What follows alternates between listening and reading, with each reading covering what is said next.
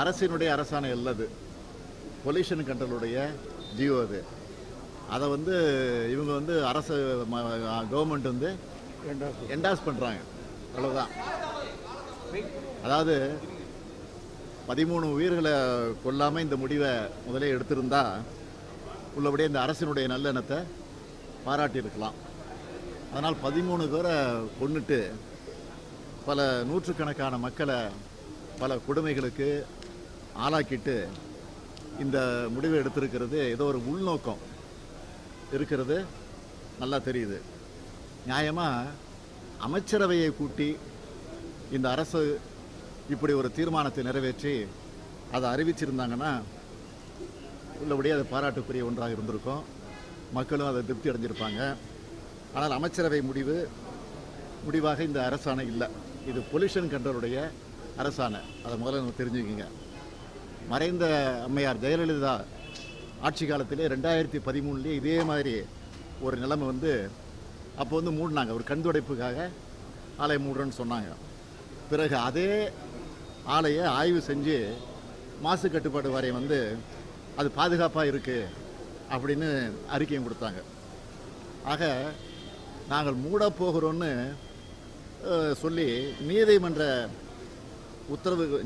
வரை சென்று உத்தரவு பெற்று ஆலையை திறந்து கொள்ளுங்கள் என்று ஒரு கண்துடைப்பு நாடகம்.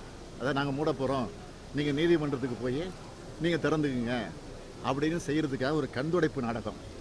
இதுக்கு எடப்பாடி பழனிசாமி அவர்கள் அதை செஞ்சுருக்கிறாரு.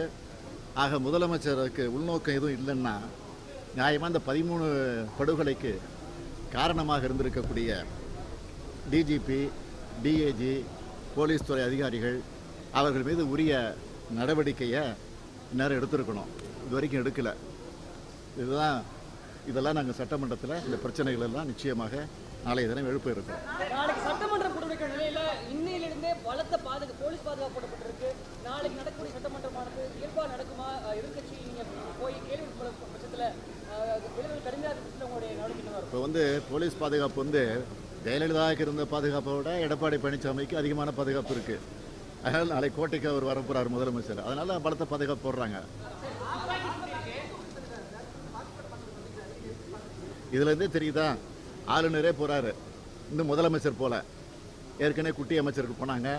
இன்றைக்கி நாளைக்கு சட்டமன்றம் கூடுதுங்கிறதுக்காக ஒரு துணை முதலமைச்சர் அனுப்பிச்சி வச்சாங்க.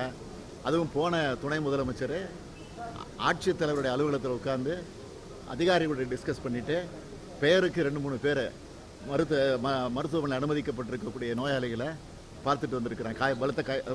அதுவும் உறவினர்லாம் அடித்து விரட்டிட்டு அட்டண்டரை கூட அங்கே இருக்கக்கூடிய நர்ஸுங்களை கூட யாரும் பக்கத்தில் இருக்கக்கூடாதுன்னு எல்லாத்தையும் விரட்டிட்டு எந்த மீடியாக்களையும் உள்ளே அலோவ் பண்ணாமல், ஏன்னா அவங்க என்ன எதிர்த்து கேள்வி கேட்பாங்க, பிரச்சனைகளை சொல்லுவாங்க, அதெல்லாம் வீடியோவில் பதிவாகக்கூடாது என்பதற்காக திட்டமிட்டு ஒரு நாடகத்தை நடத்தி இவர் போகிறதுக்கு முன்னாடியே ஒரு பிரைம் மினிஸ்டர் வராரு, பிரசிடெண்ட் வராருன்னா ஒரு டெஸ்ட் எடுப்பாங்க, ஒரு மாடல் செஞ்சு பார்ப்பாங்க, சோதனை பண்ணி பார்ப்பாங்க. அது மாதிரி இவர் வரத்துக்கு முன்னாடி நேற்றிலிருந்து பல டெஸ்ட்லாம் எடுத்து கார் எங்கே நிற்கணும், எங்கே இறங்கணும், யார் பேசணும் அப்படின்னு பிளான் பண்ணி திட்டமிட்டு பன்னீர்செல்வம் துணை முதலமைச்சர் போயிட்டு வந்திருக்கிறார். அதுதான்